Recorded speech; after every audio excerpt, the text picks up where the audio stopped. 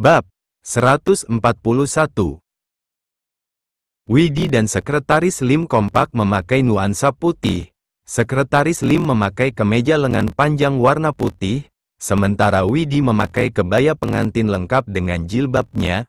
Di sana tidak ada anak-anak, dan hanya berisi orang dewasa dalam formasi lengkap, sebab orang tua Resti juga turut berperan menjadi saksi. Mumpung penghulunya masih di sini, mau sekalian enggak? Tawar Kalandra masih meledek Pak Haji. Jandanya enggak ada, balas Pak Haji benar-benar lemas. Semuanya kompak tertawa tanpa terkecuali Sekretaris Lim yang sudah dibisiki secara detail siapa itu yang mereka panggil Pak Haji, oleh Widi. Iya, Widi, wanita yang kini telah resmi menjadi istrinya. Kan masih ada satu, Mbah, mamak mertuaku. Apa mau sama mamahnya David? Tawar Kalandra masih sibuk menahan tawanya. Kamu ya, Pak Pengacara, durhaka banget ke mertua sendiri, kesal Pak Haji. Di depan sana, Kalandra buru-buru sungkem pada Ibu Rusmini yang duduk persis di sebelah Sofia, bersebelahan dengan kedua orang tua Resti. Setelah acara di sana selesai, Sekretaris Lim langsung memboyong Widi dan ketiga anaknya ke hotel, termasuk juga dengan Pak Haji yang mengantar hingga depan pintu kamar hotel Sekretaris Lim dan Widi menginap. Allahumma janda, jangan pergi lama-lama, abis ini langsung cerai saja karena kamu jodoh saya. Lirih Pak Haji lemas tak berdaya sambil bersandar pada pintu kamar hotel pengantin baru menginap. Layaknya ketika saat Sofia malah menikah dengan Kalandra padahal Pak Haji yang lebih dulu mengenal Sofia, kedatangan Pak Haji yang menjadi bagian dari Widi dan Sekretaris Lim, membuat beberapa mata yang melihat, tak menaruh perhatian khusus. Walau ketika Pak Haji justru tidur di depan pintu, tetangga kamar Widi dan Sekretaris Lim menginap, merasa aneh pada tingkah Pak Haji. Mereka melaporkannya ke pihak hotel yang detik itu juga langsung menghampiri. Saya mau di sini saja, mau lihat, mereka keramas enggak, yakin Pak Haji tak mau pergi. Petugas hotel yang menghampiri yaitu resepsionis, wanita muda berusia di tengah 20 tahun, dan seorang pria merupakan satpam berusia di pertengahan 30 tahun, langsung menggeleng tak habis pikir. Namun demi keamanan bersama, keduanya khususnya sang satpam, sengaja membawa paksa Pak Haji dari sana. Mas sakit? Tanya Widi tak lama setelah mereka selesai salat sepertiga malam. Salat sepertiga malam pertama mereka setelah resmi menjadi suami istri. Sejak operasi, aku memang jadi gampang sakit. Balas Sekretaris Lim masih membiarkan tangan kanannya disalami oleh sang istri dengan sangat takzim. Selain itu, Widi juga masih menatapnya dengan tatapan sangat khawatir. Mungkin karena saat itu, Mas kurang peduli ke kesehatan Mas, jadi ibaratnya, saat itu Mas masa bodoh dan otomatis memang kurang kontrol. Coba besok kalau sudah sampai Jakarta, kita cek dan Mas juga wajib lebih serius berobatnya. Aku bilang begini karena dari pengamatanku, apalagi sebelum ini, Mas bilang sebenarnya Mas capek dan pengin, udahan, membahas pengakuan Sekretaris Lim yang pernah berkata lelah dan ingin mengakhiri hidup. Widi tak hanya merasa miris, tapi juga merasa sangat khawatir. Melihat Widi yang kembali melau, Sekretaris Lim langsung mendekap tubuh kurus istrinya itu. Iya, aku pasti akan baik-baik saja apalagi sekarang aku punya kalian. Walau aku tahu Koko tulus menyayangiku dan tentu saja aku tidak pernah benar-benar sendiri. Semenjak memiliki kalian, rasanya benar-benar beda. Iya, mulai sekarang, Mas wajib lebih peduli ke diri Mas. Mas wajib lebih mencintai kehidupan Mas. Apalagi segala kesuksesan bermula dari diri kita juga. Bagaimana mungkin kita mampu melindungi orang lain kalau kita sendiri saja sakit? Lirih Widi masih meringkuk dalam dekapan Sekretaris Lim. Tatapannya yang kosong perlahan menjadi basah. Iya, kamu juga jangan terlalu khawatir biar kamu tetap sehat dan bisa menjalani semua yang kamu mau. balas Sekretaris Lim seiring dekapannya pada Widi yang makin erat. Bersamaan dengan itu, bibir berisinya juga menempel ke ubun-ubun Widi yang masih terbungkus mukena. Di kamar mereka menginap, di belakang mereka menunaikan salat, ketiga anak Widi sudah lelap. Alasan yang akan membuat Sekretaris Lim merasa sedih bahkan miris di setiap pria itu teringat seperti apa sosok ayah dari ketiga wajah tak berdosa itu.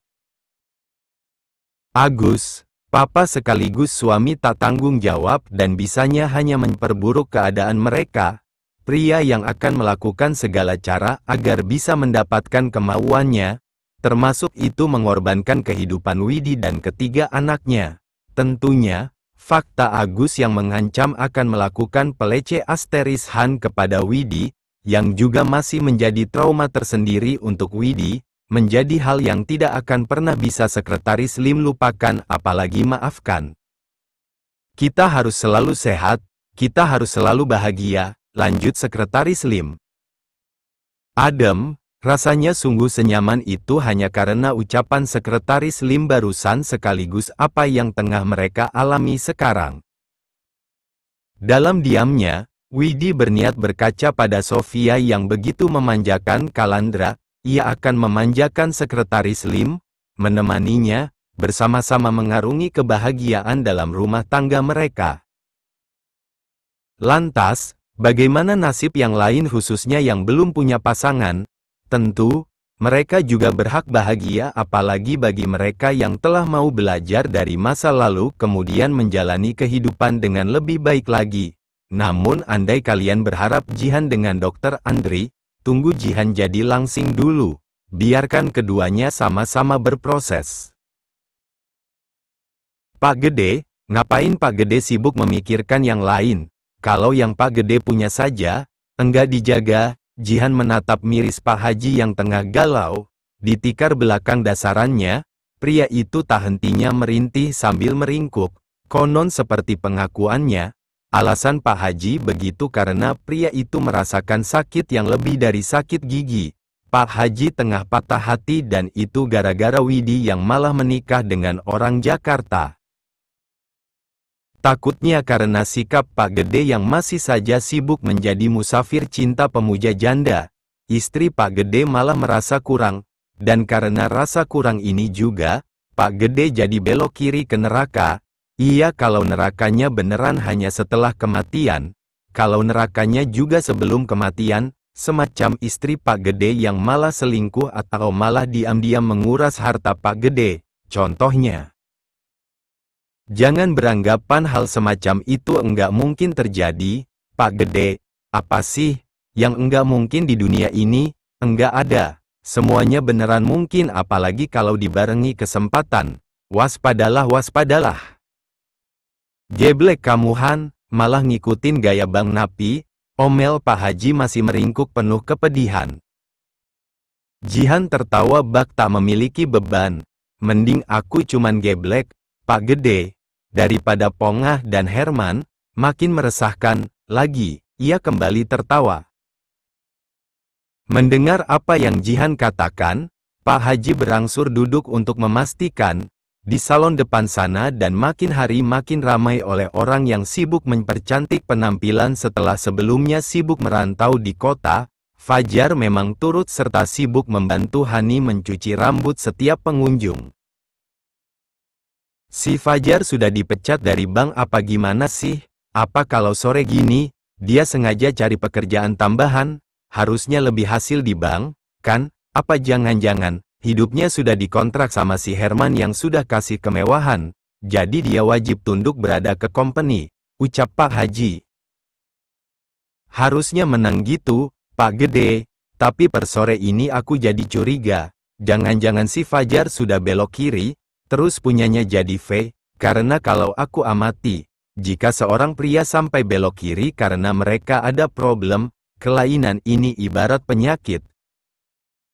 Penyakit yang bakalan terus tumbuh bahkan mengendalikan diri seorang pria untuk menjadi wanita tulen yang lemah lembut, layaknya sosok yang sebenarnya sangat mereka harapkan dalam hidup mereka ketika mereka masih berwujud laki-laki. Masuk akal kan? Pak Gede, ucap Jihan yang kali ini meminta pendapat Pak Haji. Di sebelahnya, Pak Haji sampai tak bisa berkata-kata. Saya sampai tidak percaya kalau ini memang kamu, Han, yakin Pak Haji. Lah, memangnya menurut Pak Gede, saya ini siapa? Balas Jihan mulai merasa kesal. Romlah, pahlawan wanita bertubuh besar yang sedang menjalani diet ketat, si pembela kebatilan dan perkutilan, balas Pak Haji yang kemudian terbahak. Pak Gede masa kutil dibawa-bawa, kesal Jihan. Pak Haji mendadak ngakak. Han, si Widi saja sudah menikah, masa kamu belum? Tanggung, Pak Gede, aku bakalan mikirin nikah lagi kalau sudah langsing sekaligus sukses. Biar kalau apa-apa, enggak ada yang berani semena-mena ke aku, yakin Jihan. Lah, kalau kamu langsing, kamu enggak bisa menyeruduk orang lagi. Tiba-tiba saja, Pak Haji tidak rela andai Jihan sampai langsing. Karena jika sampai ia, otomatis ia juga tidak memiliki bahan hinan empuk lagi, yang dengan kata lain, hiburan dalam hidupnya juga otomatis berkurang. Kata siapa, ya tetap masih bisa dong, karena kalau gendut aku menyeruduk pakai badan, kalau sudah sukses aku menyeruduknya pakai duit, balas Jihan. Pak Haji tetap tidak setuju, menggeleng sambil memanyunkan bibir mirip bocah yang sedang ngambek, tetap seruan kalau kamu gendut. Lama-lama, aku gepluk juga nih Pak Gede buat jadi topping es, masa iya, aku disuruh gendut terus, kesal Jihan. Selain jualan esnya, Jihan juga jualan gorengan Ibu Fatimah. Hari ini Ibu Fatimah tak ikut jualan lantaran Sepri sedang sakit. Pak Gede, berhubung aku jualan sendiri, sore ini Pak Gede tolong bantu, ya, mohon Jihan mulai mencicil menggoreng setengah matang, setiap gorengannya. Jangan minta bantuan ke saya karena wajah saya bukan wajahnya orang susah, jadi daripada ke saya, mending kamu minta bantuan si Pongah, balas Pak Haji. Kalau aku narik Pongah dari salon, berarti wajib kasih ganti, memangnya Pak Gede mau? Saya tumbalin ke Wariem buat gantinya. Dibilangin wajah saya bukan wajah susah, enggak cocok apalagi kalau ditaruh salon. Ya pakai rok apa sekalian daster lah Pak Gede, biar unyu kayak si Herman, hahaha. Ada mobil mahal kayak mau kesini, ucap Jihan menutup kehebohannya dengan Pak Haji, hanya saja karena di sebelahnya Pak Haji mendadak sepi, ia pun sengaja memastikannya. Loh, Pak Gede, kok meringkuk lagi dan nangis lagi, ucap Jihan antara heran sekaligus mulai geregetan. Gimana saya ndak nangis kalau yang datang saja mobil suaminya Widi, balas Pak Haji mendadak tantrum. Jihan langsung terbahak-bahak, dibilangin suruh fokus kedua istri yang sudah ada, takutnya bikin Pak Gede belok kiri masuk neraka, baik setelah kematian, ataupun belum, masih mikirin mantan janda yang sudah bahagia bersama suami barunya. Yang sudah ada kan sudah saya ikat pakai doa setia, Han, yakin Pak Haji. Allah setia tai apa? 2023 kok bahas setia sementara yang sebelah sibuk cari janda, enggak ada silsilahnya. Kalau setia memang masih ada, itu hanya ada di antara pasangan yang seperti Sofia dan Kalandra. Dan kalau setia masih ada, aku enggak mungkin jadi tukang gepluk es begini. Kalau istri saya sampai enggak setia, langsung pegat alias cerai saja, yakin Pak Haji langsung buru-buru menutupi tubuhnya menggunakan kain jarit yang terlihat di tikar. Han, kok jaritnya pesing begini, keluh Pak Haji di balik jaritnya. Itu kemarin si Sepri ngompol, tapi kebawa ke sini lagi jaritnya karena aku buru-buru, Pak Gede. Jihan sudah langsung tersenyum ceria membalas Widi yang tengah turun dari mobil Alphard hitam, bagian penumpang sebelah tengah. Innalillahi, si Sepri kok kencingnya sudah mirip aki-aki, pesing banget gini, keluh Pak Haji tetap bersembunyi di balik jarit yang ia katai pesing itu. Widi yang tampak sangat semeringah, mengemban Adelio yang ketiduran. Dari pengamatan Jihan, Widi dan anak-anaknya kompak memakai pakaian baru, selaras dengan pakaian Sekretaris Lim. Nuansa biru langit dipilih kelimanya untuk penampilan mereka kali ini. Kelimanya terlihat begitu kompak layaknya keluarga bahagia pada umumnya walau jelas, Sekretaris Lim hanya ayah sambung untuk ketiga anak Widi. Wah, pengantin baru, pakai biru-biru, goda Jihan dan langsung membuat Widi tersipu. Tak lupa, ia juga mengabarkannya kepada Pongah. Pongah, sini, kenalan sama pengantin baru. Ia sengaja berteriak sekencang mungkin, agar selain terdengar, kabar yang ia berikan juga sukses merontokkan hati sekaligus kehidupan seorang Fajar. Karena Jihan berharap, tak hanya gigi Fajar saja yang rontok, tapi semuanya agar pria matre itu kapok. Lantaran Jihan sampai memanggil Fajar dari arah salon, Widi langsung penasaran. Tak percaya, masa iya Fajar tetap bertahan di kandang buaya setengah wanita, namun baru juga menoleh. Widi yang juga baru dihampiri Sekretaris Lim yang juga langsung mengambil alih Adelio, dibuat tak habis pikir karena di salon dan sampai memakai celemek pink. Fajar sungguh sedang mengeringkan kepala salah satu pengunjung salon. Jika melihat dari tatapan Fajar, selain tampak syok setelah melihat kebersamaannya dengan Sekretaris Lim, Fajar juga malu pada dirinya sendiri. Besok sore baru ke Jakarta, soalnya mau urus surat resign juga di sekolah, cerita Widi yang terkecoh dengan nyanyian di balik jarit di tikar sana. 1-1, aku sayang janda. 2-2, masih sayang janda. 3-3, janda tak ada tandingannya. 1, 2, 3, ini lagu janda, lantun Pak Haji untuk kesekian kalinya dan tetap bertahan bersembunyi di balik kain jarit walau kainnya bau pesing ompol sepri. Tuh aki-aki minta disikat otaknya ke Banyumas biar waras, ucap Jihan yang lagi-lagi tertawa sambil meladeni beberapa pembeli. Widi yang mengalungkan kedua tangannya di bawah dagu Salwa langsung mesem. Tuh, si Pongah ngintip-ngintip, lanjut Jihan masih heboh mengawasi setiap pria yang pernah mengejar Widi.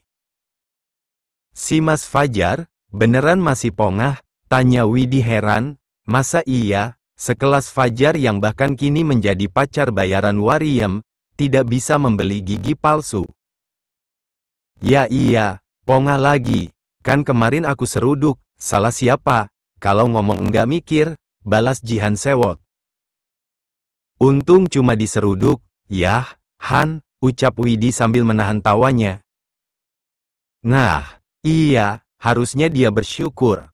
Kalau sampai aku banting rasa sumo kayak yang aku lakuin ke bapakku, bisa-bisa dia juga stroke, sergah Jihan yakin. Itu suami kamu kayaknya juga takut ke aku. Dari tadi aku ngomongnya mirip preman, lanjut Jihan yang lagi-lagi ngakak. Widi langsung menoleh menatap suaminya yang memang langsung mesem.